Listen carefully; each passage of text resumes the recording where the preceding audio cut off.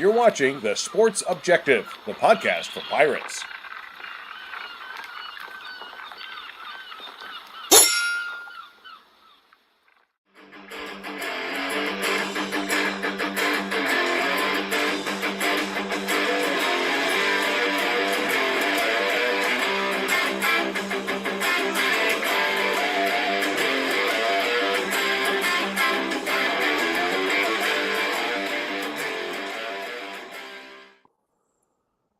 Welcome into just another sports podcast here on the Sports Objective Podcasting Network. I'm joined, as always, by the head coach of Northeast Academy, the one and only, the native of Virginia by way of North Carolina, Mr. Stevie Fly. Stevie, welcome in. What's up, buddy? Hopefully we got all the technical difficulties out of the way from last week, because I had mine. My internet decided to go out right at the last minute. But you pretty much got my number one on the top 5 stadiums I want to go to. Okay, good. Pittsburgh, good. All right. And next week, you're going to be from Manassas, Virginia. Hey, before we get started, I hate to bring this up because he's a Raven now, but what about Keaton Mitchell on Sunday? And Kyle, you muted yourself.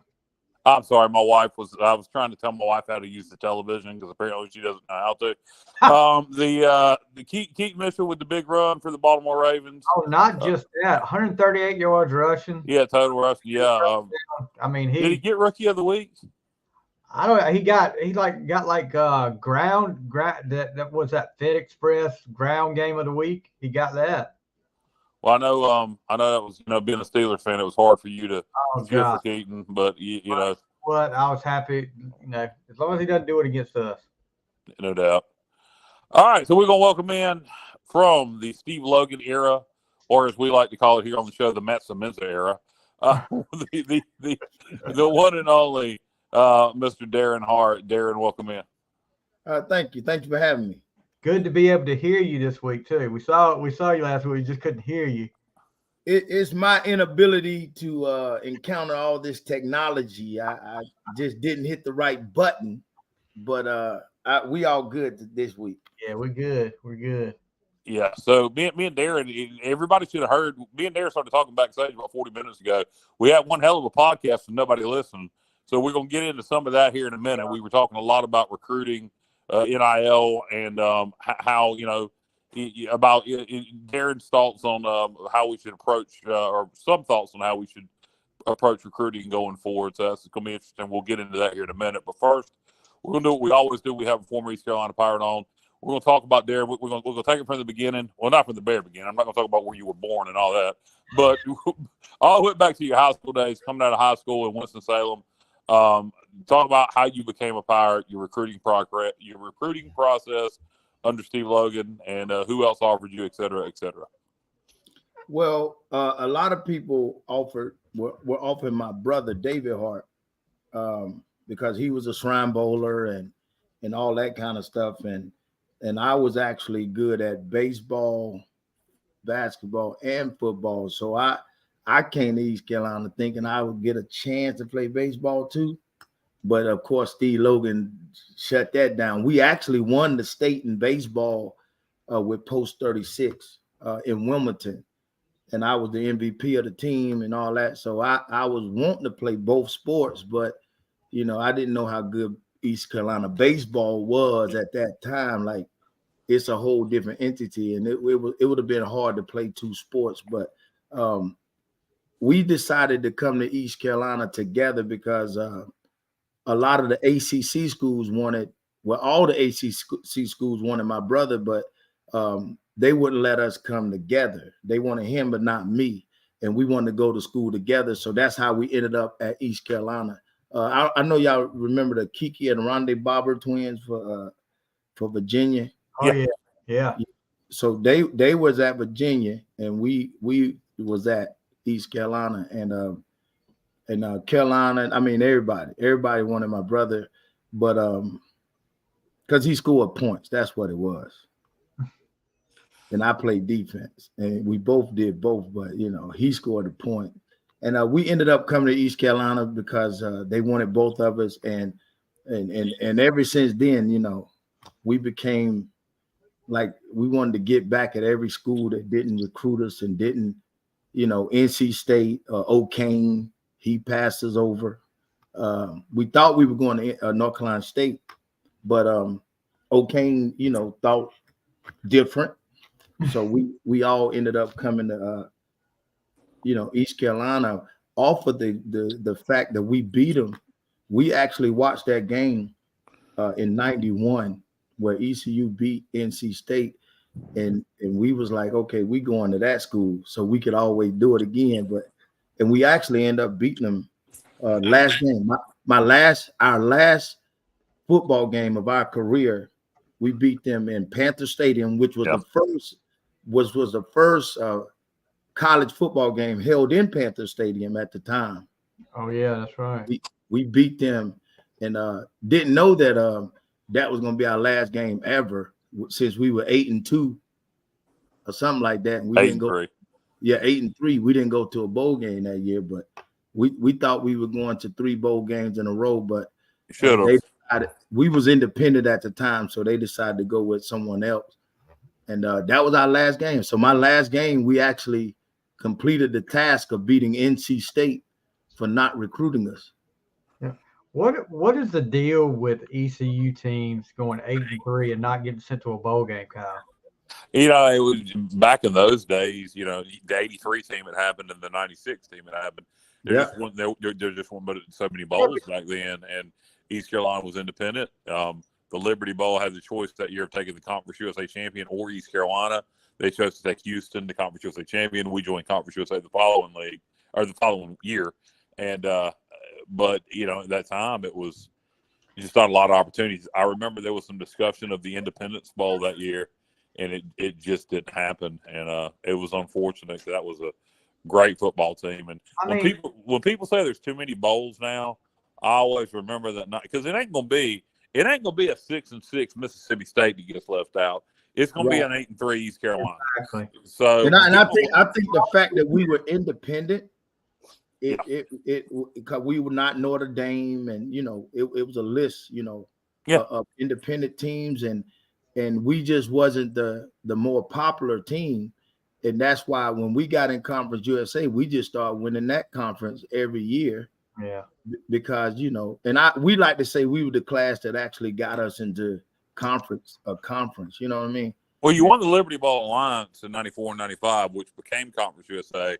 And somehow got left out. And then a year later, they invited East Carolina in and started playing '97. But that's what I'm saying there. I mean, you got a team that's been all these bowl games, like 2 in a row. You got a quality win over number 12 Miami, Florida at Miami, and you beat an SEC team. You beat South Carolina. I mean, if that doesn't boost your resume a little bit, I don't know what Houston looked like that year, but it just seems like, just like you said, being an independent and lack of respect. It seemed like, because I know that '83 team, that was lack of respect for that '83 team. But, Houston went 7-4 that year. Southern Miss also went 8-3 and got left out of a bowl that year. They finished second in Conference USA. It was just a matter of the Liberty Bowl feeling obligated to take the first ever Conference USA champion. That's it. They had to take the champions of each conference to make that, and that's what it is. And we wasn't in the conference. No, and there wasn't a lot of opportunities for an independence. Right. And that's what I say when people say there's too many bowl games now. I'm like, well, you know what? At least we don't get left out anymore. Right. Yeah. So. Right. So you already jumped ahead all the way to your last game. So we'll that's just one thing I like to ask all the ECU players that I talk to and I have over the years. Talk about coming out of the tunnel at Ficklin for the first time. What kind of feeling was that for you? I mean, coming out, especially coming out with your brother too. What was it like coming out that first time in Ficklin? Man, it was amazing, because we came out and it's a crazy story. We had number 41 and 42 because they just threw jerseys on us because we were red shirted. Okay, so we coming out the tunnel, and we just like everything was like slow motion, like a dream. And we're playing Syracuse, at home. And I don't know who was the quarter. It was the what's his name? I forget who it was, but they had a whole lot of players. We actually played against, were you there? Marvin Harris. Ishmael was there. Yeah, Ismail, that's his name. So yeah, I get to see Ismail live. Like, how fast is this kid, right? And we can't see. So we run on the sideline, and we up here, and we got all these, Greg Granderson and all these tall kids. And we sitting up here like, dang, we can't see. So me and my brother decided to stand on the bleachers on the sideline so we could see the game. Because we redshirted, right? Right. And we was on the sideline just talking cash mess to the other team. Like, whoever lined up the DB, we were just killing them on the sideline. So Coach Logan said, God dang it, get those Hart, tell them, get them off my sideline, So they basically kicked us off the sideline and put us back where the bleachers are, where the players come and sit down. And we stood on the bleachers so we could see the game.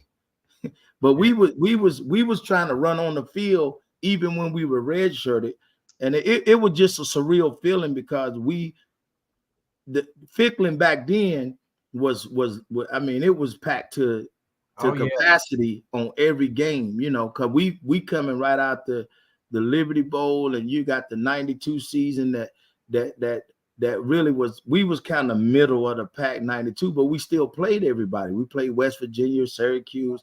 We used to play the big schools, Auburn, whoever you name, Tennessee. Yeah. So it was a surreal feeling to see some of those guys play live, close up like that, because you see these games on TV or in the stands, but it was a good feeling, and we knew then that we could play college football because we practiced with with ECU. And they was out there playing, and we was like, whether it was Anthony Davis or Carlester Crumpler, all them, we play against them every day in practice. Yeah. So we tried to make them look. We gave them so much hell in practice that they knew we were gonna be good. But that's back when they redshirted players. They don't redshirt players no more. Everybody got to play as a true freshman, and but the Clayton drivers, he introduced me to college football. He told me, take it easy, twin. Take it easy. Don't go hard in practice. It ain't no All-Americans in practice. So he beat me deep, and then Chuck Pagano yelled at me and said, God dang it, you'll never get another rep. And ever since then, I never looked back. So Clayton Driver is the one player that put the fire inside of me to say this will never happen to me again. He kind of got us. He told us to go easy. Yeah. We started playing. Every practice was like a game, really. Like, we would hit them and everything. I got in a fight with Junior Smith and got kicked out of practice because no, I think it was Jerry McPhail. Who won? Well, it was only one punch. I mean, you fight in practice. Daren said that's all it took was one punch. No, he hit me. No.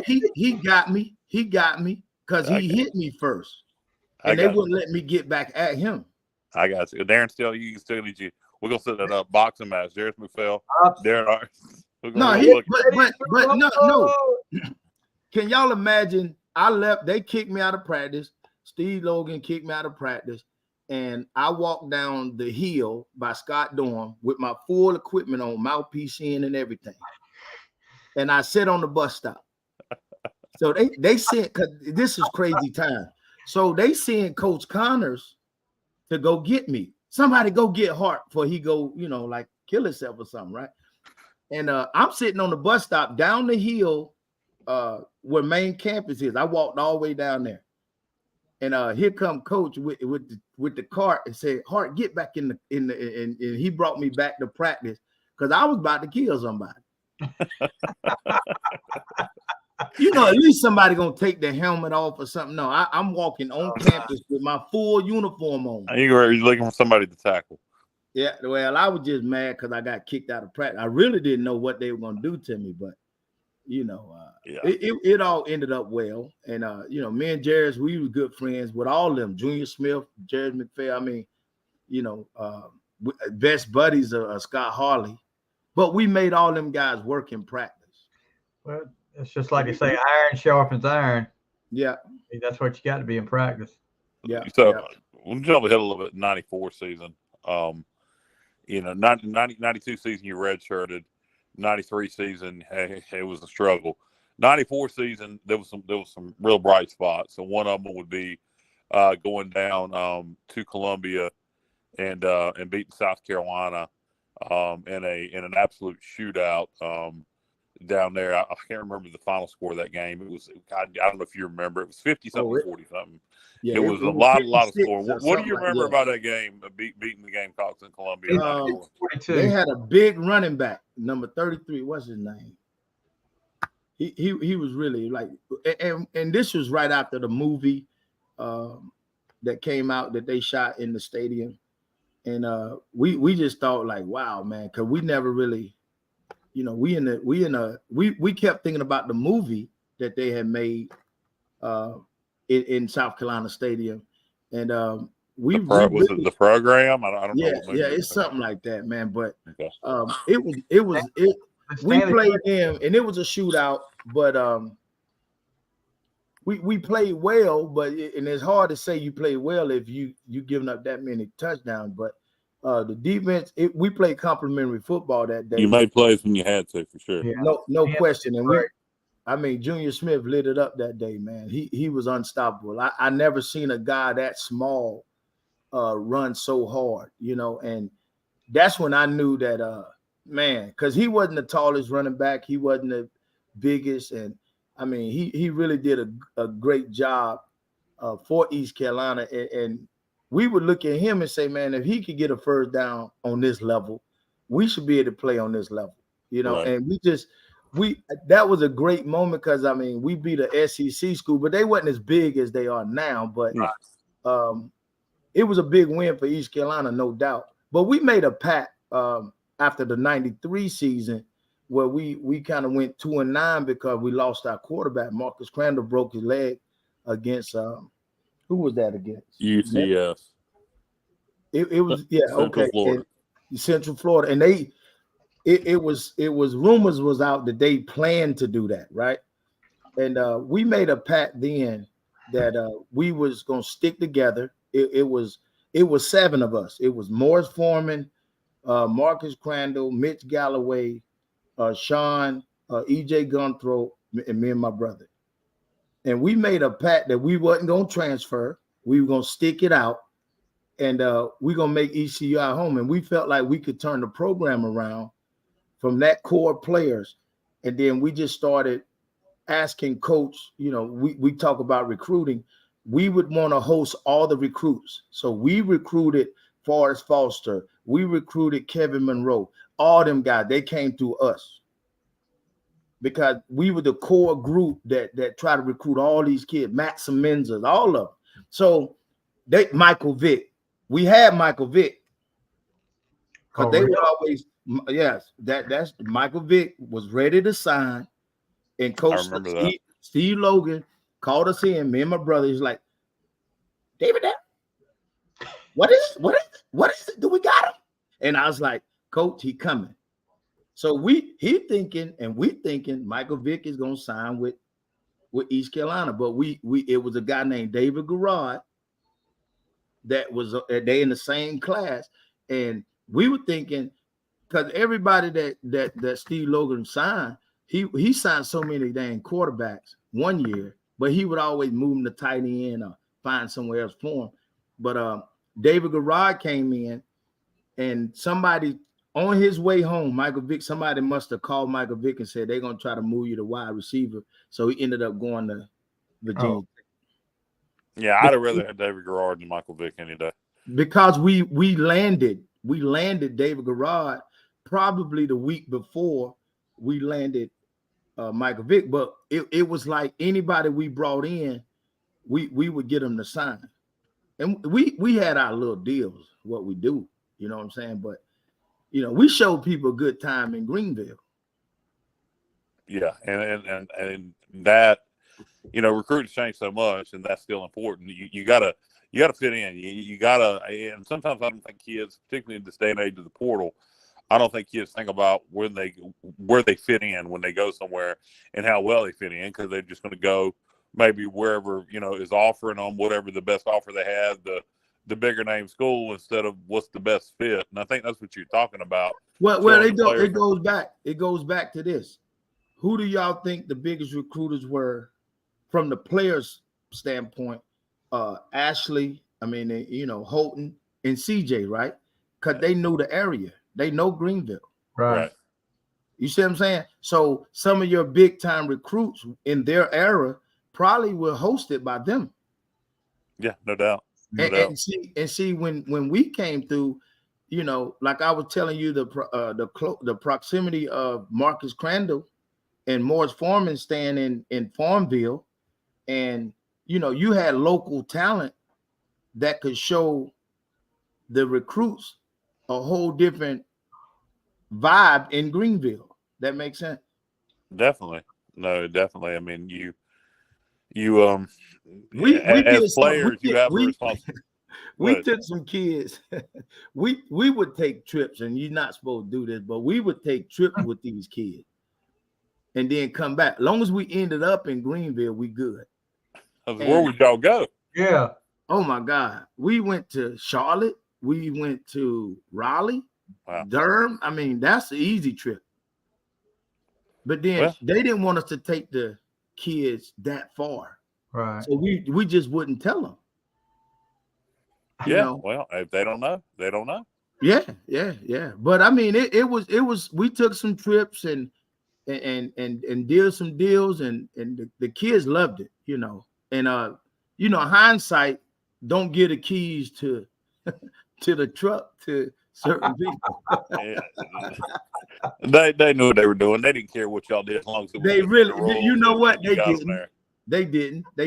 But yeah, man, we had fun with it, because you know, the North Carolina kids kind of migrated the Georgia kids and the Florida kids. If you came from anywhere outside of, you know, because it's an experience to come to Greenville, because it's like you're going to go on a long road. Back then, you went on a long road in the middle of nowhere, and then the city opened up. And it's even more beautiful now in Greenville than it's ever been. So it's an experience. You know, the land is flat. You know, so if you get them to Greenville, I think the school and the area sells itself. But some people just don't go past Raleigh-Durham. Yeah. No, I'm with you, and we'll get that to recruiting in just a moment. I wanted to touch on a few more games during your playing career. You mentioned Syracuse, the 92 game. We go to the Carrier Dome in 95, get down pretty big. Dante Culpepper and the Syracuse Orangemen get down, was it 21-7? No, we ended up winning at 28-21, if I remember right. So I remember 24. 28-24? Okay. What do you remember about that one, coming back against Syracuse in the Carrier Dome? Well, they had a guy named Donovan McNabb. Yeah, I don't remember him. Yeah, did I say Dante Culpepper a minute ago? No. He played that was UCF in 96. Yeah, I meant to say Donovan McNabb. We played against Culpepper, but in Syracuse, you talking about Donovan McNabb and Marvin Harris. Yeah, Marvin Harrison was there too. Yeah, and I remember we knew about Marvin Harris' speed, and we knew that they were going to do the option pass where Donovan McNabb fake the option, then go back and throw the bomb to Harris, because they score on everybody like that. So I told my brother, who's a free safety, I say, man, look, the dude can run, so you know, you need to get the hell on so that he don't run by you, you know. And they still did it, and God forbid that Donovan McNabb overthrew him, but he got past my brother. Man, you tell me, and my brother used to fuss on the field so bad, they would have to call a timeout. The players would be saying, "Coach, they fussing again." Look, I've got on my team, they're graduating this year. I'm losing them this year, but I got two twins on that I've had since they went 7th grade, and they would fuss sometimes. I'd have to do the same thing. All time out, get them straight. But I know what you're talking about there. So twins are the worst because we fuss at the Rondé twin, Barber twin. They probably were better because one of them play offense, one of them play defense. But when you put both of us on the same side of the ball, it really got kind of testy. But that was a good feeling coming back on them. We knew we could play with them at halftime when it was 21-7. We just always felt like we were gonna come back. And when we did come back, and we kind of stopped basically concentrate on Donovan McNabb because he likes to keep the ball. And we knew that, and he didn't want to pitch it and things like that. So we exposed them in the second half, just through film study, man. I think we had some of the best coaches back then. I mean, with Chuck Pagano and I'm gonna tell you the one defensive coordinator we had was Larry Coyer. He came in that year and he put fear in this coaching staff like no other. And he really, and I think Chuck Pagano moved to corners or whatnot. But when he came in, things changed with Larry Coyer. He passed away, he's a big time NFL coach and all that, but he passed away a couple of years ago. But he definitely was a mastermind we went from last defense bottom of in the nation to like up to maybe 25th or 13th. I mean, we did a big jump that year. And if you check your records down there, people didn't score a lot of points. So I don't care who you were, 27 at the most. Yeah, no, defense was really good in 95, and you close out the season. Unfinished business, go to Memphis, Tennessee, beat Stanford in the Liberty Bowl where the Pirates had lost the year before. Defense shows out against the Cardinals in the Liberty Bowl. What do you remember about that one? Well, I remember losing the Liberty Bowl. You always remember the ones you lose, right? Right. So I remember losing the Liberty Bowl in 94.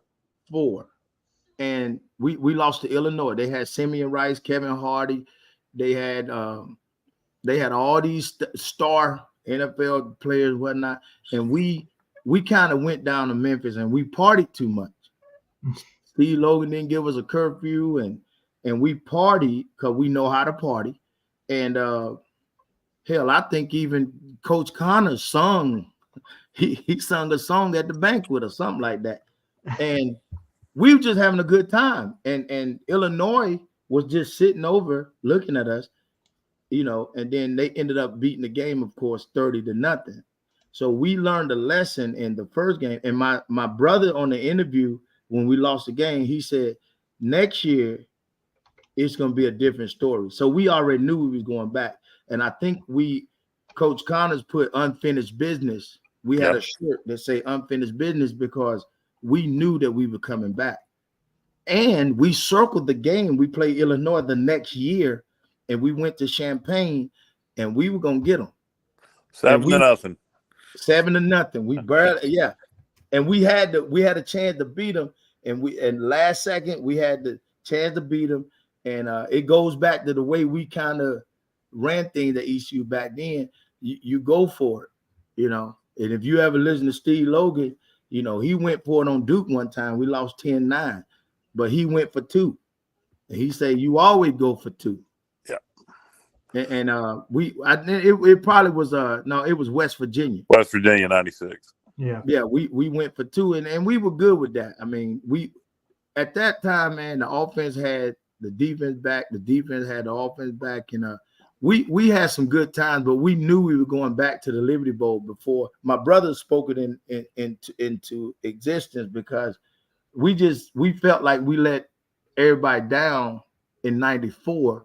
And we had to prove ourselves that we was a better football team. So we ended up winning it in 95 against Stanford. Yeah. And that was all we started as soon as we hit the ground.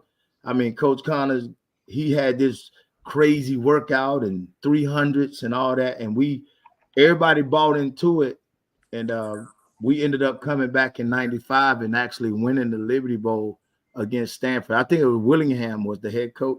It was Tyrone Whittingham. Oh. You beat Stanford, finished 9-3, finished 23rd in the coaches poll. But you know what? People don't talk about that. Because you weren't ranked in the AP poll for whatever reason, but you were ranked in the people forget. Yeah, that's and believe it or not, it's hard to believe. We've been in the top 25 plenty since then, but that is the last time we finished the season ranked in the top 25 after the bowl game.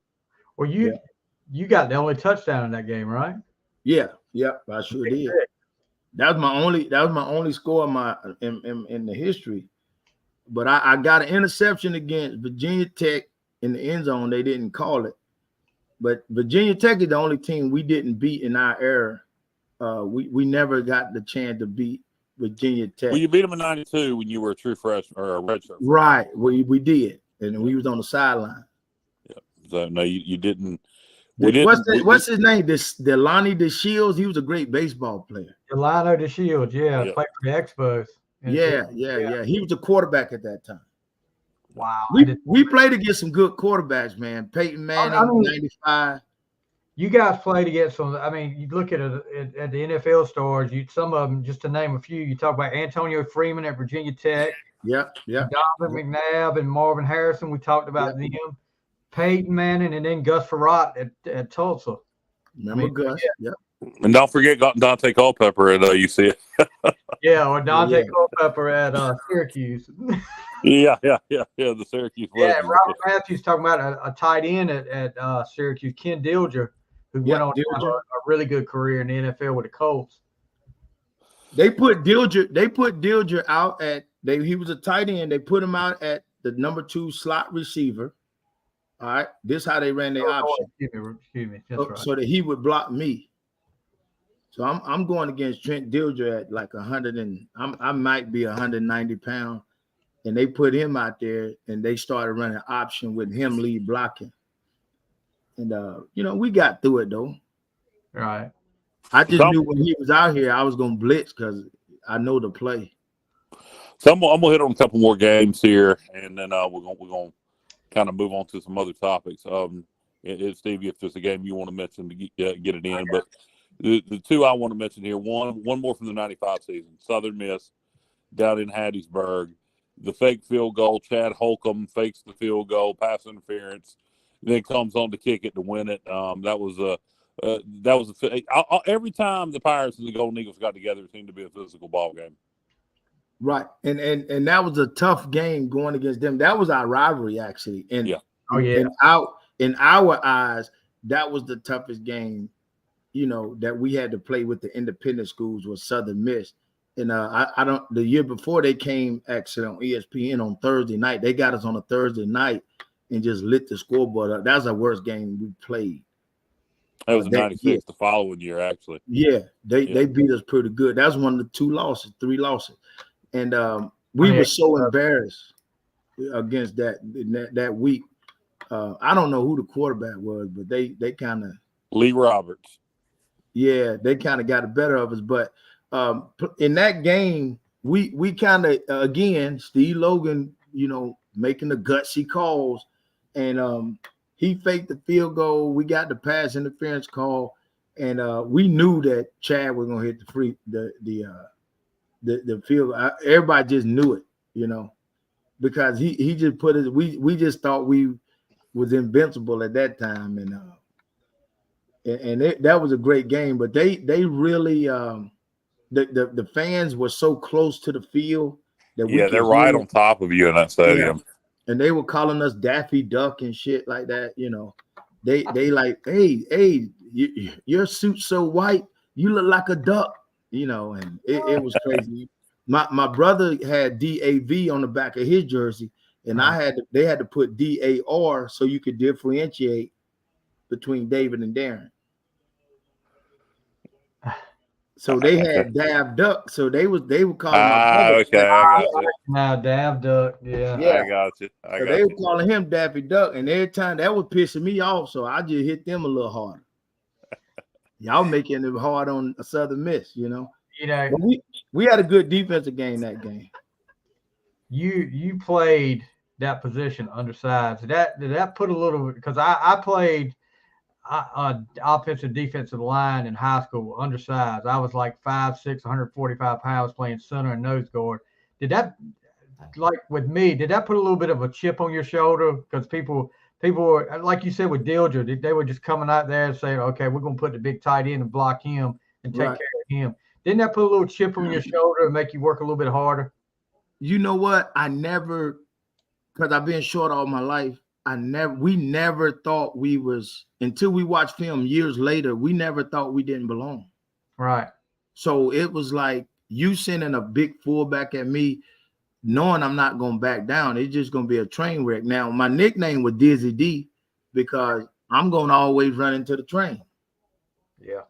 and I didn't go low. So people would go low on me, and I'm already 5'9", so they would go low on me when I'm ready for the big bang, you know? Yeah.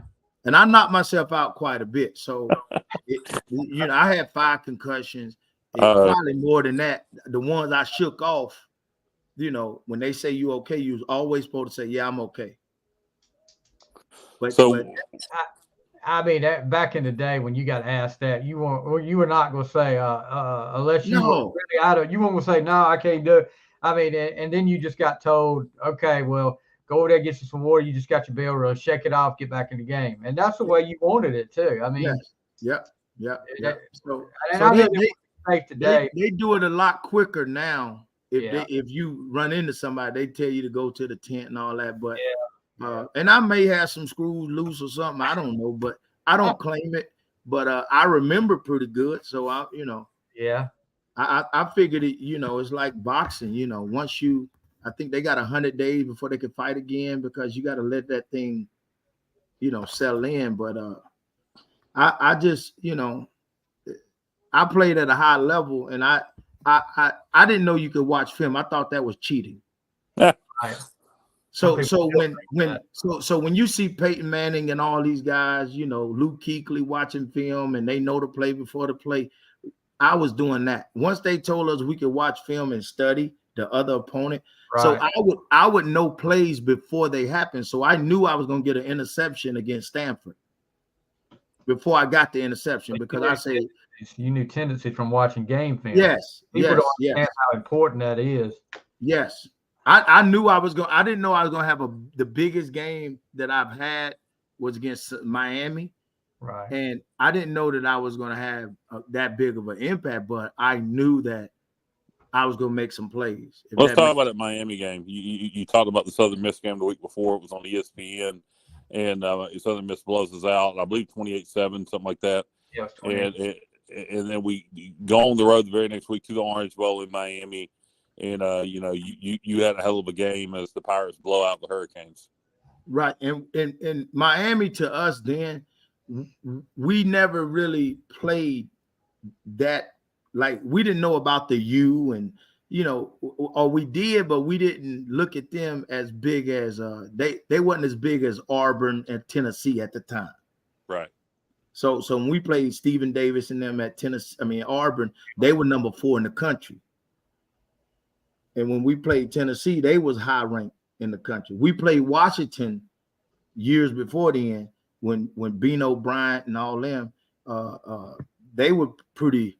When we went all the way to Washington, when we like in '93, and Kentucky and all them schools. So we played so many big schools that Miami would just, we going down here to Miami, and we thought, Miami. We didn't. I didn't know too much about like the Orange Bowl, and I didn't know that was where they played and all that. So it was just us playing against Miami. In my mind. So on film study though, I knew I was gonna have a decent game. I didn't know that they wasn't gonna block me, and I was like, surely they gonna have people looking for me, but they didn't. So mistake. I had the game of my life because they didn't, they didn't account for. I guess they over, like they're so little. Cause me and my brother was probably the smallest two safety twins that ever played in college football. Yeah, Miami was very, had a history of being very arrogant. So I'm quite sure size wise. I'm quite sure they overlooked you guys, and it cost them big time that day. And that game's on YouTube for anybody that wants to watch it. And I think they were 12th in the country or something at the time. They were 12. Yeah, they were 12th. But people like to say that they was on probation, but they still had all their players. They weren't number 12 by accident. Nah. And then here's a story for you. In '97, I'm a GA working with Coach Connors on the sideline as a shrimp coach. And in '97, we go back and play Miami again. So now they got revenge. They're going for revenge on the loss that they had against us in '96 in Ficklin Stadium. I think it was Keenan. What's NC State? It was 99 Carter Finley. Finley. So we in Carter Finley. We're in the stands like regular people looking at this game, and Miami is tearing us up like they really giving it to us. So we go at halftime. They allowed us to go in the locker room. Me and my brother, and I think Larry Shannon and a couple of the old players, they allowed us to go in the locker room. Well, actually, Larry was already in the locker. He was a year younger, so he was on the team. Man, we gave it to him. I'm talking about and people don't know it. The coaches let us talk too. So we just was ripping them. And they came back and won that game. Yeah, it was in 99 after Hurricane Floyd. They came back and won the game, and we took the Cobos down. Yeah, and NC State was angry. But we told NC State they played in Greenville to close out the season that year. We told NC State they could take our post down if they beat us. Well, guess what? They didn't get to take our post down because they couldn't beat us. Those are good times, though. Those are good times. I mean, some of those guys reach out to us to this day because Facebook kind of bring everybody back together. So, some of the South Carolina players, some of the Miami players, we still kind of talk, online. It's kind of cool that the internet can bring all this stuff back out. You know what I mean? No, I agree with you. And kind of actually, I had something I might want to mention to you off there. I had an idea for a couple of episodes. Stevie, I'll mention it to you too, but I don't want to talk about it on the air. People might steal ideas before we get a chance to do it. But so we were talking before the show, Daren, and we're going to get into a few more topics here before we wrap this thing up. You mentioned something very interesting when you and your brother were traveling with the team. Your brother's name obviously is Dave Hart, and our AD at the time was Dave Hart. And you said that there was times where y'all would go in your rooms and there'd be bottles of wine and fruit baskets and all delivered to Dave Hart, and they would deliver it to the wrong Dave Hart, your brother, and you guys would just keep it and not tell anybody. Yeah. They would give all the treats and have a welcoming basket and it had Dave Hart because we spell our name. He's Dave Hart. My brother's David Hart, but we would have this. I opened the door one day and I was like, "Are we in the right room?" Because I'm talking about pedals and all kinds of stuff. They really jazz it up for, I guess, important people. And we sitting there, I like, should we tell them? And my brother was like, "Nah, man, don't tell them." And we ate the fruit basket. And so this happened several times. And really, like, I think Dave was with us when we went to a bowl game. Yeah, I would have been 94 Liberty Bowl, I think. Oh, that was really lovely. The bowl, when we got to the hotel in Memphis, oh man, we thought I'm talking about it was like a suite. But we never told anybody. We just, And then Dave Hart kept wondering why the hell he had to. The other Dave Hart, the AD, kept wondering why the hell he kept being bucked with Jarris McPhail. I mean, what's going on? It was something else though, man. But we had fun with it, and nobody ever came, and Dave Hart didn't ever come to ask for his food or none of that. He wouldn't have known about it. He was thinking all these other places you guys on. He was like, gosh, how in the world did I stop getting out of this good Yeah. Yeah. It was cool for us though. No doubt. No doubt. Oh yeah. So we were talking before the show about recruiting and NIL and what's going on in today's day and age of college football. And you're coaching high school ball in the Charlotte area, and talk about high school recruiting, particularly for the Power 5 schools. Unless you're a 4 or 5 star player, because of the portal, a lot of guys aren't getting recruited right now that used to. And talk about for East Carolina, you made a good point, and about how these kids that are being recruited that are maybe committing to Georgia or North Carolina or wherever, that we need to make sure we're still recruiting them, carrying on conversations with them, and continuing relationships with them even after they've signed and started playing, and going into the high schools and making relationships with these coaches and players, even when we're not getting them, because we may be able to get them out of the portal later.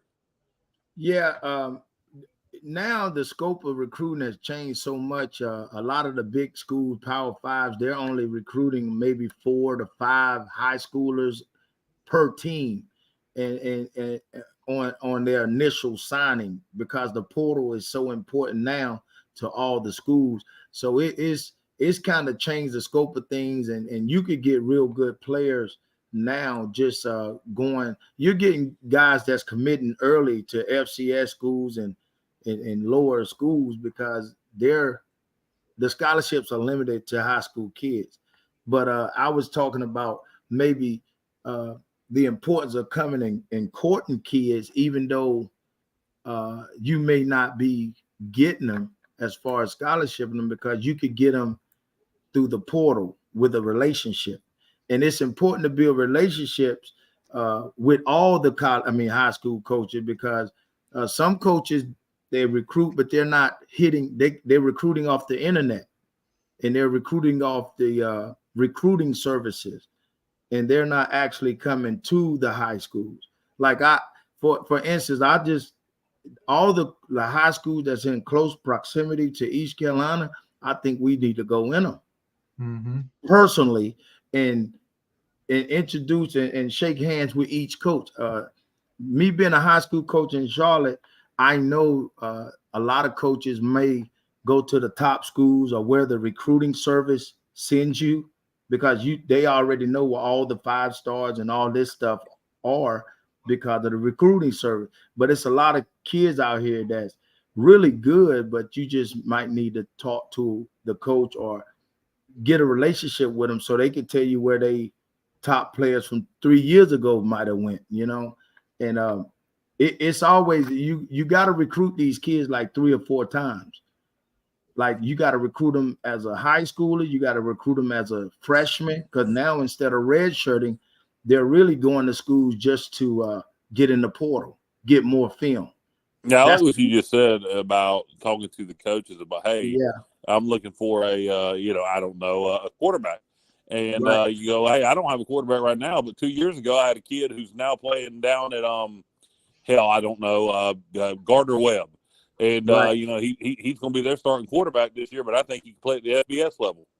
Yeah, and remember I talked to you about getting kids that love football, not like football, not doing it for the NIL, not doing it for money, but getting kids that genuinely love football. And the key word is love.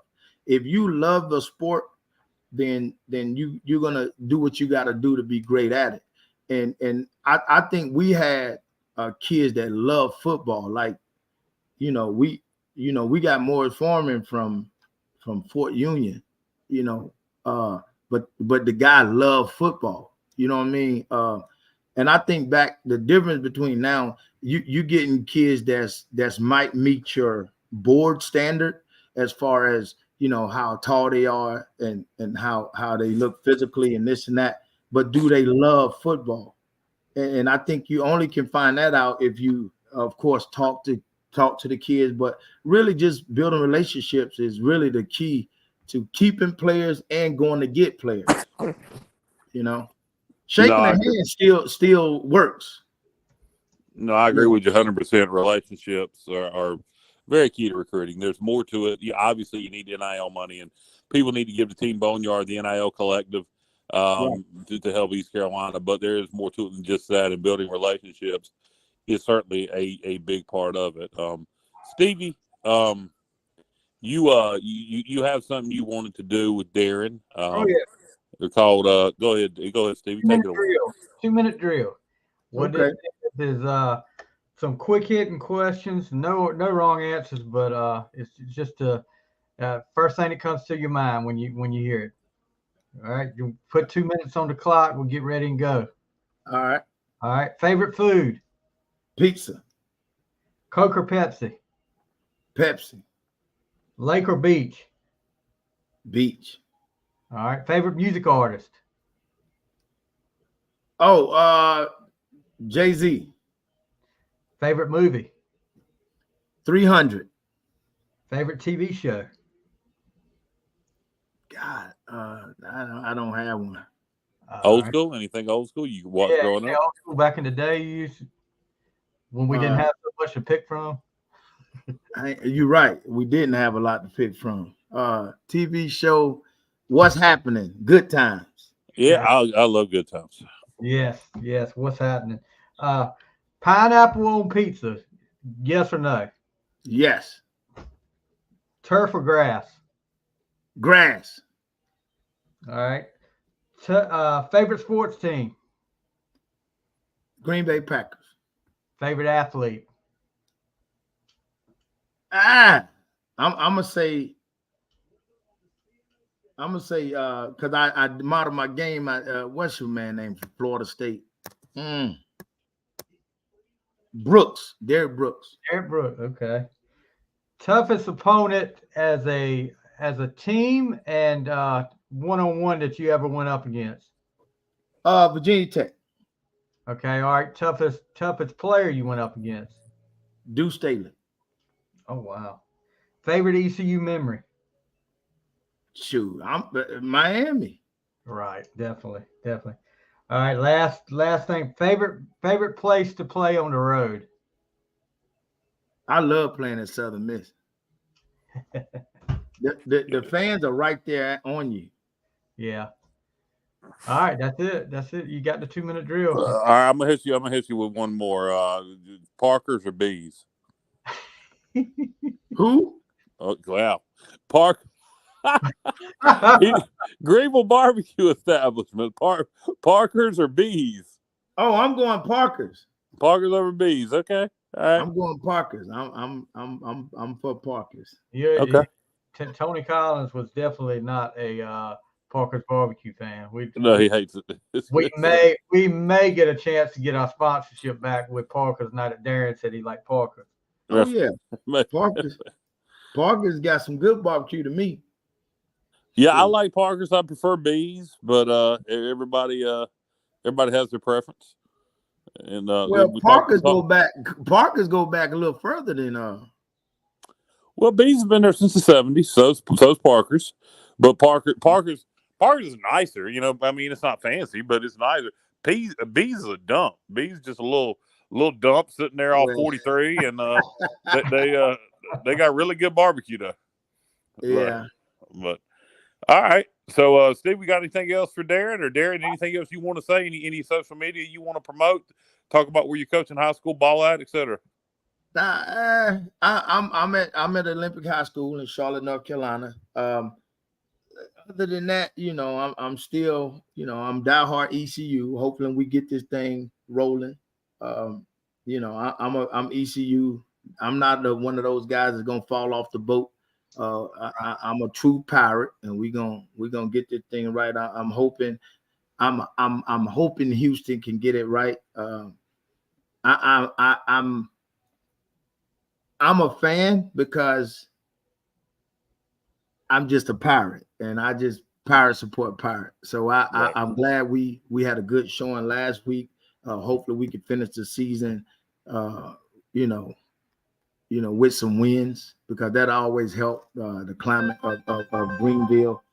But other than that, man, I love talking to you. I love your podcast. I love hearing you, Kyle, rant.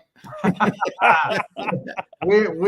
said several times we need to go back and make a best of Kyle on the fifth quarter. Well, some of my better rants ain't even on our podcast. They're on Pirate No, Radio. no, Right the one I heard was legendary after the Charlotte game. Yeah, you should have took 24 hours. you need to go back and listen to some of the rants I cut when Jeff Confer and Scotty Montgomery was here. Oh my God! Oh yeah. That's when he became legendary there. Okay, because I never I was in it then. My son was playing, and I didn't really. I wasn't more on the internet. I usually go up there a lot, you know. Yeah. No, well, I loved Ruffin, so you can kind of figure the rest of it from there. It was a lot, but here's the thing with Scotty, it was a lot of cleanup that he was doing. Well, I don't think anybody could succeed under that climate with Jeff Confer at that time, and so many people were angry about Ruffin being fired. And I had a son on the team, so he told me, man, they giving him, so he was getting it. Scotty was getting it from everybody, the players, he was getting it from a lot of people, and it's hard to come into ECU unless he was coming from Duke. Yeah, you know. So you fired a Pirate. You fired a Pirate and replaced him with a Blue Devil. Yeah. So it kind of. I'm talking about now. My story with Ruffin, he brought us in our freshman year. He was the D-line coach, and he was from Greenville. So he would be the one that really took the freshmen under their wings and showed them Greenville. Yeah. So when he came back to Greenville, like this is where he lived. Like this was like a dream come true. And we knew how much and indebted that Ruffin was to Greenville as a community. And for that to happen, you know, but water under the bridge, you know, we definitely saw how important Ruffin became and was through the coaching industry. Like he was up there with some of the great, like they took him in. I think he went to the Heisman deal on ESPN. He was he was very well respected, and he was very well respected. I do not think Jeff Confer realized the storm he was going to stir up, not only locally but nationally. When he fired Ruffin McNeil, and Jeff Confer got what he deserved. Unfortunately, our football program didn't. You know, but Confer got what he deserved. We ran him out of town for running rough out of town. Unfortunately, we had to pay him a lot of money. I've said it before, if I was many times, if I was East Carolina University, Jeff Confer would have had to sue my ass to get his money. I wouldn't have paid him a dime. He'd have had to. We'd still be tied up in litigation if I was in charge of that. See, there you go again, Kyle. See, you know the people, and I'm just telling you on my end. I just knew that we had a local hometown guy that really loved East Carolina. Ruffin was a Pirate through and through. He loved ECU, and he should have never been fired. And I don't, you know, nobody can convince me otherwise. I'm gonna tell you, it's another coach that loved ECU, and I don't know what happened with this one. That it's above my pay grade because I was a player at the time. But Steve Logan, Mike Hamrick and him hated each other, and we had they had a bad relationship. We hired a chancellor at the time named I'm getting my chancellors confused. I don't want to say the wrong name. He came here from Auburn, and he was it Richard Aiken, but he came here and basically he couldn't get along with Logan or Hammer. It became toxic. You had a chancellor that didn't get along with the head coach or the AD. The AD didn't get along with the head coach or the chancellor, and it was just a toxic situation. Did Logan get along with the baseball coach at that time?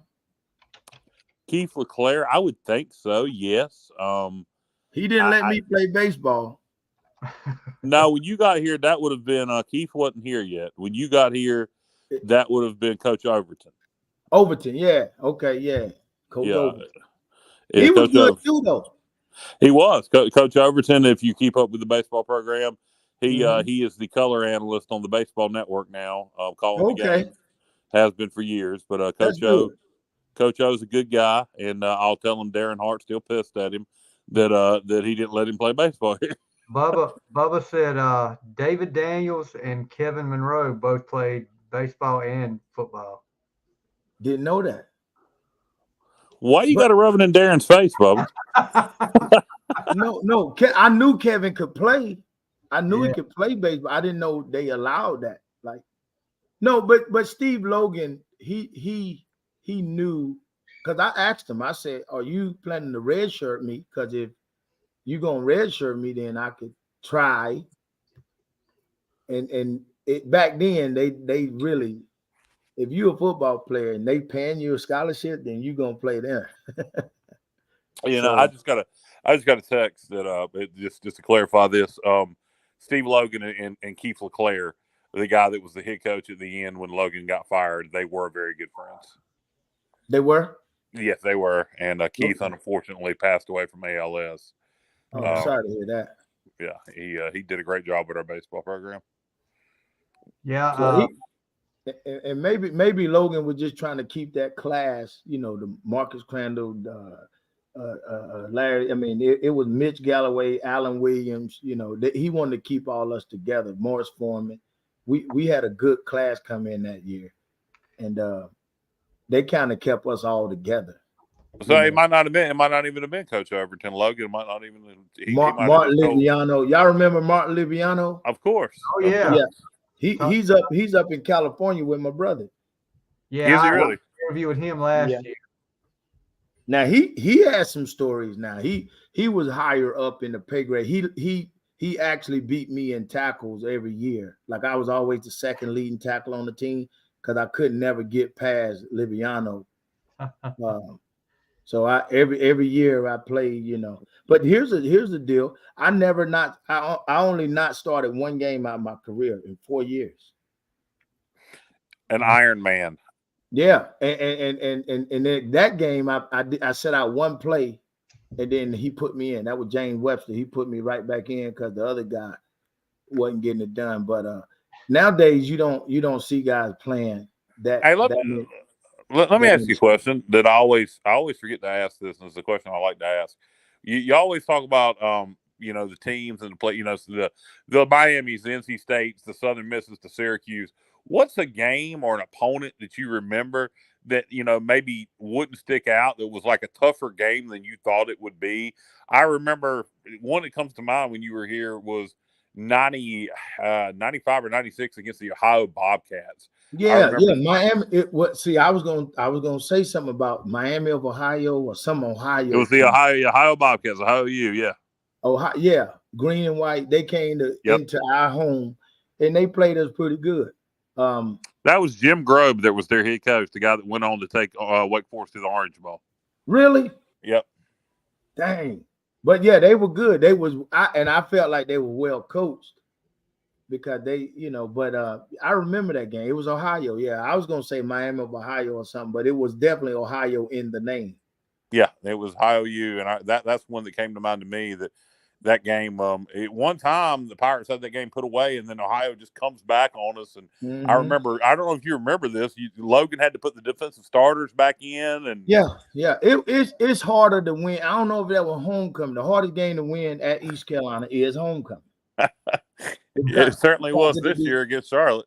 Look, it's the distractions. And it's still, I'm coaching high school ball. And it's the same way in high school. Like, the homecoming is the hardest game to win because they got all the festivities during the week, and it's harder to get the kids focused. There you go. Bubba just posted it. A 55-45 final. We were up 55-24. And again, listen, when you call out these scores of 40 and above, I mean, 35, it makes me cringe because we used to didn't give up that many points. Well, you did too. We did, but it's just heartbreaking to say it's complimentary football. When you got 55 points on the board, you're up 55-24. Logan pulls the starters, and Ohio starts coming back. And they were running the option. Yeah, the Bobcats were running the option that day. But we ran the ball, and this is the thing. Everybody say Steve Logan passed the ball with David Garrard, and he passed it to run, and Jeff Blake and all that. But now he always played complementary with the run game because you can name every running back. That was with Steve Logan. Junior Smith, Jared McBell, Marvin Towns, Art Brown, Scott Harley. 1,000-yard rusher after 1,000-yard rusher. Yeah. So even though he was known, and I want to say, what's the genius, the guy that coached that was with him, Doug Martin, Todd Berry. Doug Martin, mastermind himself. With Doug Martin and Steve Logan together. Oh man, we actually trained Florida State's quarterback. Which one? Danny Ward, something. Warful. Charlie Ward or Charlie Ward, yeah. Charlie Ward, okay. That staff, we've had him on the podcast. The story, they said that the staff at Florida State, Bobby Bowden them came down. He sent this staff to East Carolina with Doug Martin and Steve Logan to teach them how to use that quarterback. Wow. And they the whole staff came down and they that's how they used Charlie Ward. Charlie Ward ended up having a great career in the NBA for the Knicks. But they were good though. Like I want to say Doug Martin went on to be a head coach somewhere, right? Yeah, he was head coach at Kent State and New Mexico State. And then we got what's the other guy, the head of the running back coach. He ended up he's the head of football, FBS something. The big running backs coach under Logan and Martin. That would have he's coached with Larry Shannon now down in Florida. Bubba, help me out with the name here. He coached at Army. He was the head coach at Army. Oh, Todd Berry. He was the offensive coordinator prior to Doug Martin. Yeah, he was the OC prior to Doug Martin, and then he took the head coaching job at Illinois State, and then on at Army. Then he ended up becoming the head coach at Monroe, Louisiana Monroe. I'm not sure. He's the president of all of the whatever you want to call it. Okay. He's over everything. I did not realize that. I'm gonna have to look up what Todd's doing now. But look him up. But we had those type of coaches at East Carolina. Even the Chuck Paganos and all that's who we had.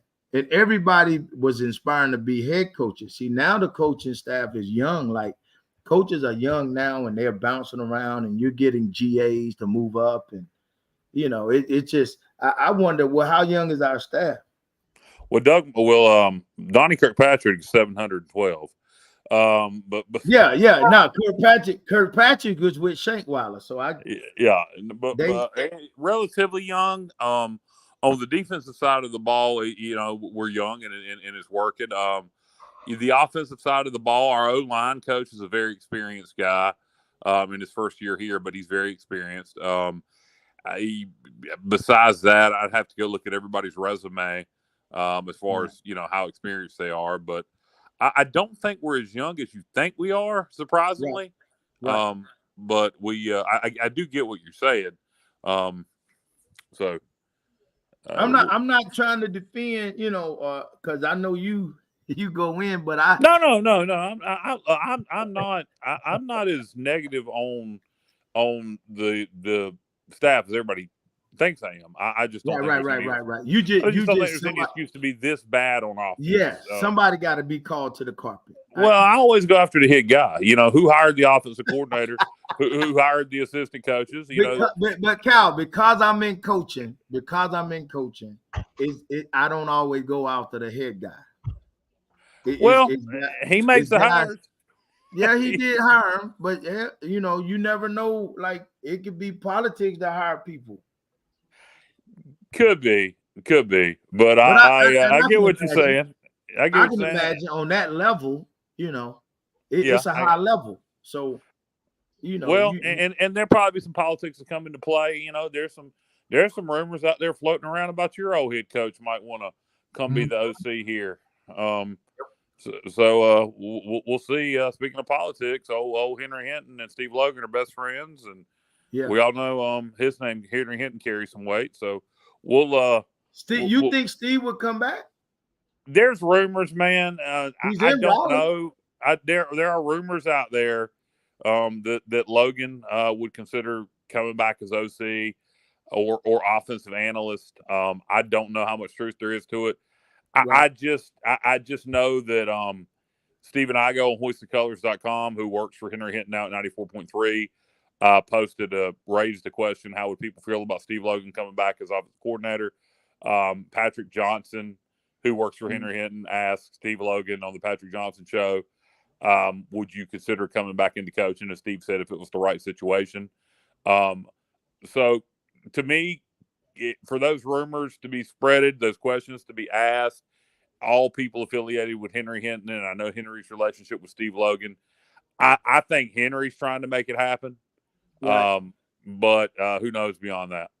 Well, it would bring a lot of people back to the, like Jeff Connors would bring a lot of people back because he spent so many years as a Pirate, as a coach. Yeah. We talking about bringing people back. I look at, depending on the way the rest of the season plays out, talking about bringing people back. I'd like to see that Riley offense back, maybe Garrett Riley. But we'll see how the rest of the season plays out in terms of head coaches and offensive coordinators. I think we can rest assured we'll have a new offensive coordinator. As far as head coach goes, right. Yet to be determined. I think 1-11 is going to be pretty hard for Houston to keep his job. But I think we can win out. I genuinely let me ask you this. We talking about Kirkpatrick. Has he worked with that collective group of coaches for like he has I guess the old line coach was there, but the O-line coach came from South Florida. He was strongly suggested by Steve Shankweiler.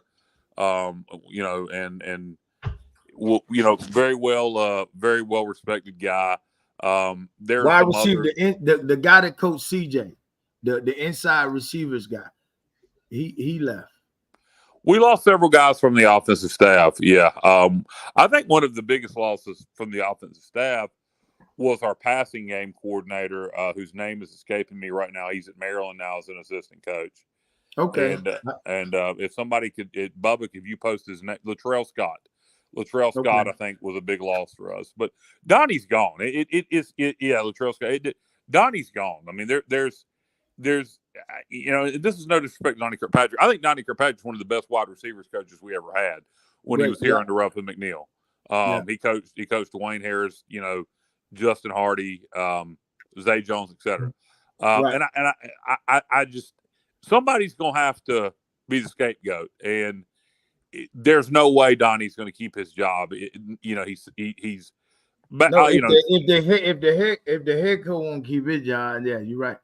Yeah, exactly. So, So it's whether it's on Donnie's shoulders or not. Donnie will be the scapegoat if Mike Houston is retained. So we will be hiring a new. If we don't hire a new OC, I'd be extremely shocked. So, but we'll see how the rest. I genuinely believe, and this is for people that think I'm negative and everything. I picked us to upset Tulane. And I genuinely believe we can win out. I think we can win these next 3 games. I think we're getting better since the Charlotte game, particularly. I think we've improved a lot.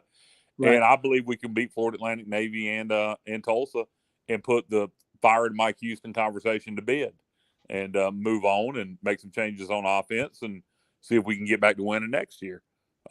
So I believe we can do that. I'm not, as negative as I am, I'll also be real. Right. I believe we can beat Florida Atlantic, Navy, and Tulsa. I believe we can win all 3 of those games. I'm not sitting here saying we're going to go 1-11. I'm saying if we go 1-11. Well, scratch your head and because nobody knows how to do this yet, but we have to find a way to keep the NLI, the NIL. We got to find a way to keep kids at ECU, because if you can keep kids together for 2 to 3 years, you can develop something. If you keep coaches together for 2 to 3 years, you can develop something. Team Boneyard is the collective. You can join Team Boneyard. Anybody can join Team Boneyard. Businesses or individuals, you can donate as little or as much as you want. You can become an official member of Team Boneyard if you're a fan for as little as $10 a month, and all that money goes towards NIL. So that is what we have to do. We have to build our collective. That is desperately, no matter who the head coach is, we need to give to NIL. Right. So, yeah, teamboneyard.org. There it is on the screen for those watching. That's the website. Go join. I mean, if you can only afford $10 a month, I mean, you can't even buy a combo. You can't even get a Big Mac combo at McDonald's for $10 a month hardly anymore. So anybody can, if you can't afford $10 a month, give me a call. I'll give you $10 that you can give to Tim Boneyard. I mean, and don't think I can only afford 10 or 20 or 30 or 40 or $50 a month. My money don't matter. If it didn't matter, they wouldn't offer those giving levels. It all adds up. A lot of a little equals a lot. So, yeah. So, Daren, it's been good having you on. Stevie, you got anything else for Daren? I don't. I just appreciate Daren coming on. Enjoyed it. Enjoyed talking to you. Glad we got to do it this week. Oh yeah. Anytime, man. Anytime. And I like you guys. I'm ECU all the way through, and hopefully we turn it around and we get to see some good football in the next month or so in these next last 4 games. And yeah, I hope so too. I really do. We could build off of it. We could build off of it, and get, like you said, get some of the alumnus to get behind the program even more. We talked about it. Terrell and some of the guys, they talked about even doing a football seminar or something, coaches seminar where all the players that are high school coaches now come up to and do like a little coaching seminar with Terrell Williams, Dwayne Ledford, and put their names on it, and you know what I'm saying, get everybody together that's coaching, and just have like a little clinic, open up some of the meeting rooms, and we talked about it, open up the meeting rooms and whatnot, film, so that the local high school coaches and stuff can come up, and old Pirates can kind of show what they're doing, you know what I mean? And you got 2 former Pirates that are NFL coaches and top of their coaching deal. So it's been talked about. We talked about it last year. Hopefully we can get it together this summer, where all the old Pirate players that are coaching can come back to use a facility to do a clinic. We tried to do it. Terrell tried to do it last year, him and Dwayne, but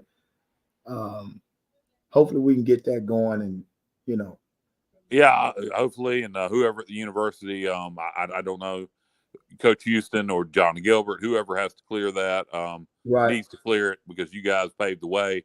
You guys are actually Pirates. That's another thing I'll say too. When I'm critical, you're a Pirate. Dwayne Ledford's a Pirate. right. Mike Houston is a paid Pirate. He's an employee. So, again, Now, take that however you will. He's been how long? Hey, Cal, how long he's been here? Long enough. 5 years. He's being paid to be here. He's being paid to be here. Yeah. He's the honorary Pirate. God dang it. Yeah, no. Look, I respect Coach Houston. He's a good man. He's a good coach. Just this year on offense, to be that bad is unexcusable. I'm with you. You told me he was a defensive coach. He is. He's a defensive minded coach. Absolutely. So, but he hired that offensive staff. There you go. You're right. You're absolutely right. We got a comment here on the screen. So this is from my buddy Rod J. TJ Slaughter and Marshawn Kenny need to join the show and talk to Matt and Daren about the 90s, the ECU Southern Miss rivalry. Do you remember, obviously, TJ Slaughter and Rashad Kenny were defensive guys, so they were playing on the other side of the ball, but you had to remember watching those 2 guys play for USM. Oh, yeah. We know about them, but that was a rivalry game. But we beat them with the flip and with the last second field goal. We actually got over them. We just didn't never get over the Virginia Tech. So yeah, Virginia Tech, we lost to them up there in the coldest game ever. And I think that 95 game during your time, was that your only win over Southern Miss? Or was there another one?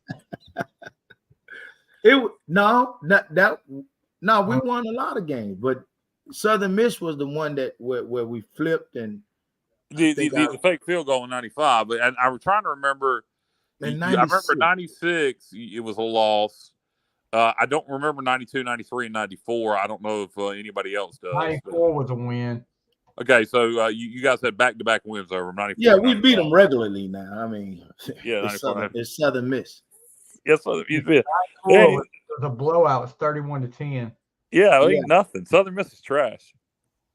I ain't gonna say they track. They had a great atmosphere. I got a buddy that commenting, Ron James. He's a good friend of mine. He's a big Southern Miss fan, so I'm talking junk to him. Yeah. That's what that is. But they are trash now. I'll tell you what. If East Carolina and Southern Miss played this year, it'd be a pillow fight because good God Almighty, they're just as bad as we are. Yeah, maybe we should bring that back at the end of the season. Let because we're not going. Neither one of us are going to a bowl game. Just let ECU and Southern Miss fight it out at the end of the season. That'd be awesome. Unfortunately, college, the NCAA would never allow that. Yeah, they might step in on that. I'd be totally for that, 100%. Well, y'all play that game in Charlotte. Going to do it in neutral site play.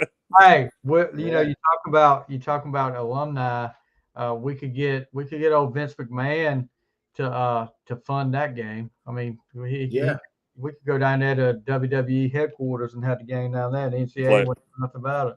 Play in Stamford, Connecticut. Yeah, there we go. We can make it an XFL game if Vince is going to be fun. You don't want to hear that word. Yeah. Well, Daren, it's been good having you on. We're going to have you on again sometime. Maybe we'll have you and your brother on together. And we that'll be interesting because what he remember and I remember together. Oh yeah. And we have to hear about some of those arguments on the field too.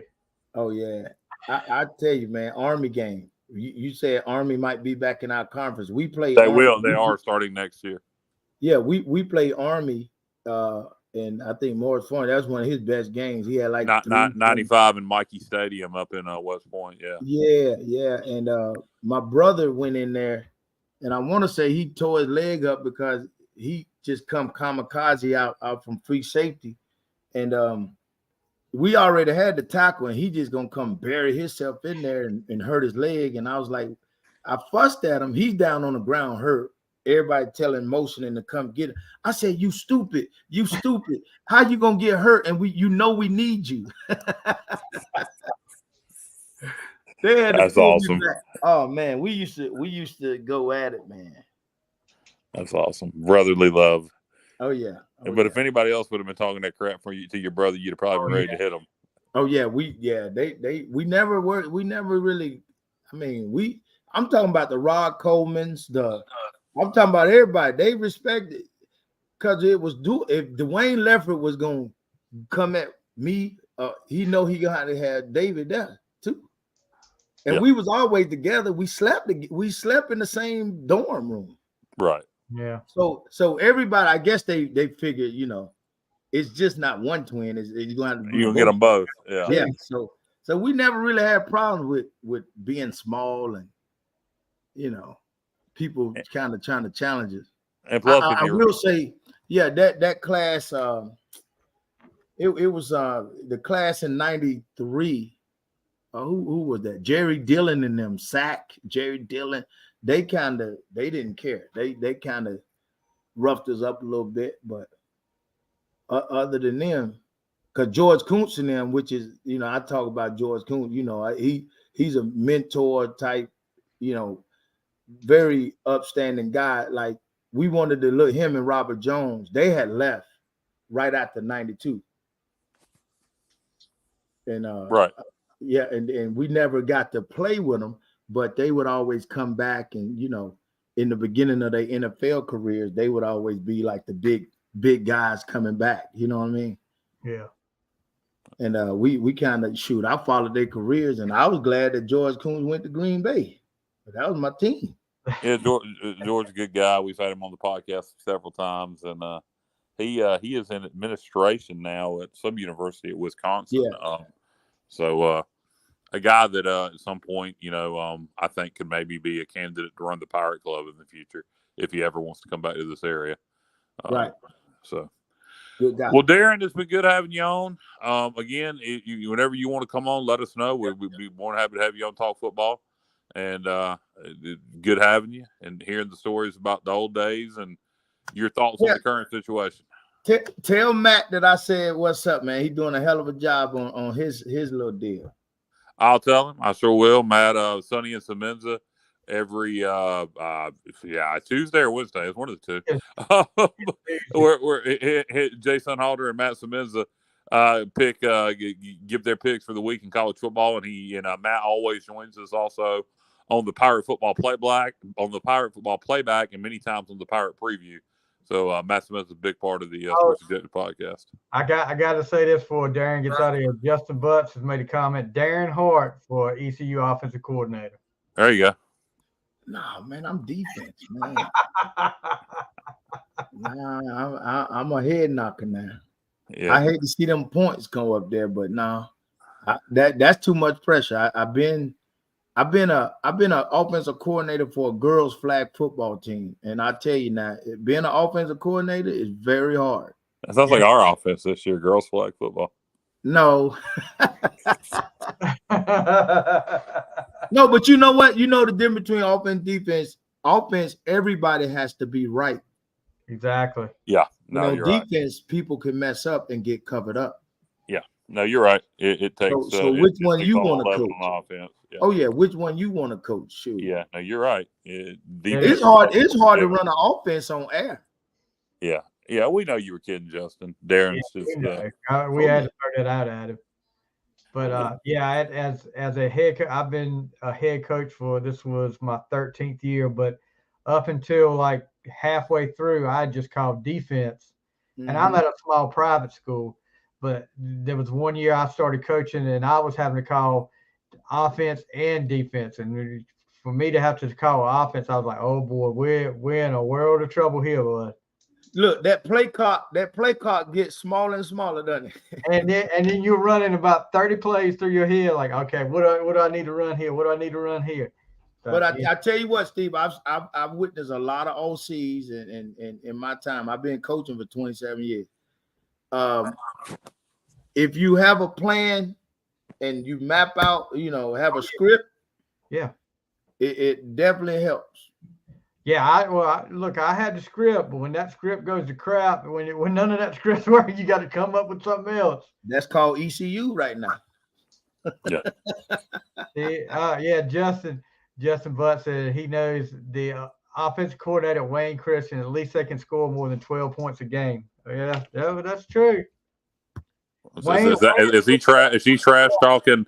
Is that 8-man private high school football trash talk there, Stevie? Yeah, well, I mean, he's not talking. I think he's talking about ECU's. I hope he is. Okay. I start a war with Justin right up here on this because Justin remembers that championship game of a few years back, which Wayne. I tell you what, Wayne put up Justin 70 points the other night against Lawrence. I think it was like 70-26. So yeah.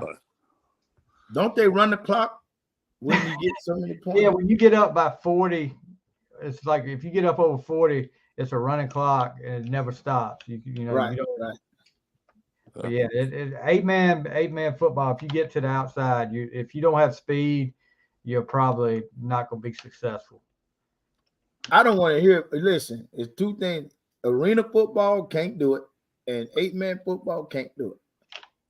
It's hard enough to learn 11-man football. Oh shoot! Look, I played 11-man. I think the last year I was at school, or the school I coach at, it was the last time we played 11-man football. We played with 13 guys, and when they asked us before that year started, didn't we want to try 8-man football? And then we told them no.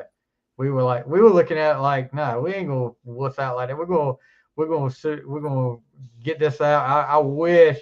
And I mean, we didn't have a good year. We played a lot of teams. A lot of teams in our conference went to 8-man, so we had to play teams that were in like the Raleigh area, and had 30 guys on the roster, and you're sitting there with 13. And yeah, it was tough. You played Iron Man. I didn't come off the field except halftime and the end of the game. Wow. So yeah, it was tough. But 8-man, it's I would have liked to try the 8-man for a season when I was playing. All right, we're at the end of the show, so we're gonna let Daren close it out with us. So what we're gonna do, we're gonna go around the horn here, and we're gonna give our prediction for Saturday against Florida Atlantic. I'm gonna start it off, Captain Negative here. I'm gonna say we get the upset. I'm gonna say the Pirates get the upset in Boca Raton, Florida. I'm gonna say the Pirates come away with a 23-17 victory over the Florida Atlantic Owls. You want me to go next? Sure. I'll go. You were right about the score. I said, Kyle, I'm going 21-17 ECU. You got the upset also. Okay.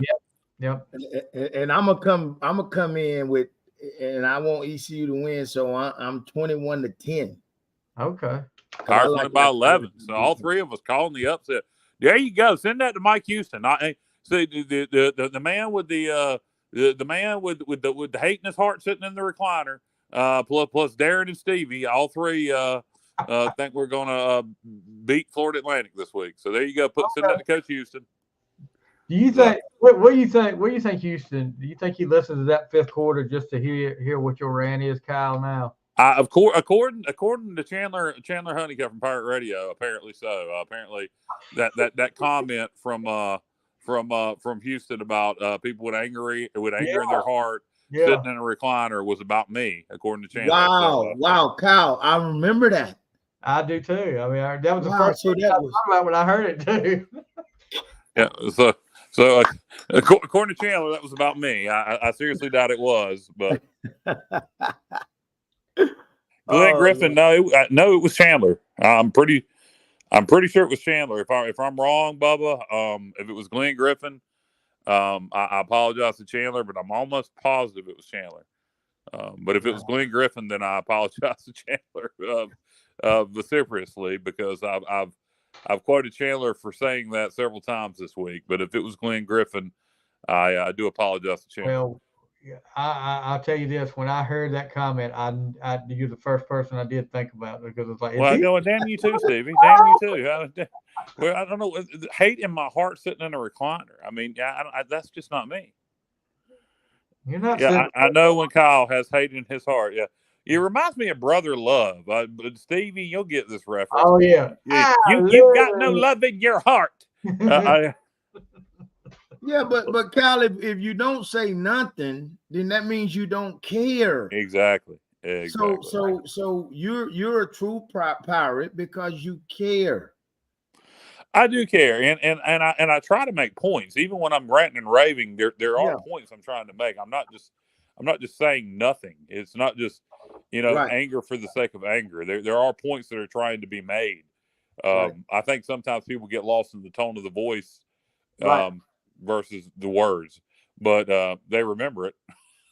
They remember me talking, whether they remember what I said or not. Yeah. Well, I He's like not like that rooster neck Billy Weaver. That was Bubba Weaver. If you got a problem with the comment, take it up with Bubba. But all right, so we got all three of us picked the Pirates to beat the Florida Atlantic Owls this week. We will see if that actually happens. Let's hope so. Let's hope the Pirates go 2-0 Saturday. The men's basketball team takes on the Campbell Camels at 2 p.m. That can be seen on ESPN Plus. Followed up by the battle with Florida Atlantic at 4 p.m. in football, also on ESPN Plus. Give the team Boneyard, join the team behind the team. The collective today, go to teamboneyard.org to donate. There he goes right there on the screen. Thank you, Bubba. Teamboneyard.org. And also programming coming up. We will have a Pirate football playback on Sunday night. I don't know if there'll be a Pirate basketball overtime after the Campbell game, because we have a football game right afterwards. I'm assuming not.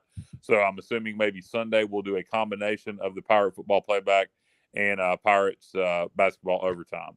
So for Bubba Rosenbaum producing, our guest tonight, Daren Hart and Stevie Fly, I am Kyle from LaGrange Barber. You have been watching and listening to Just another sports podcast here on the Sports Objective Network. Good night, everybody, and go Pirates. See ya.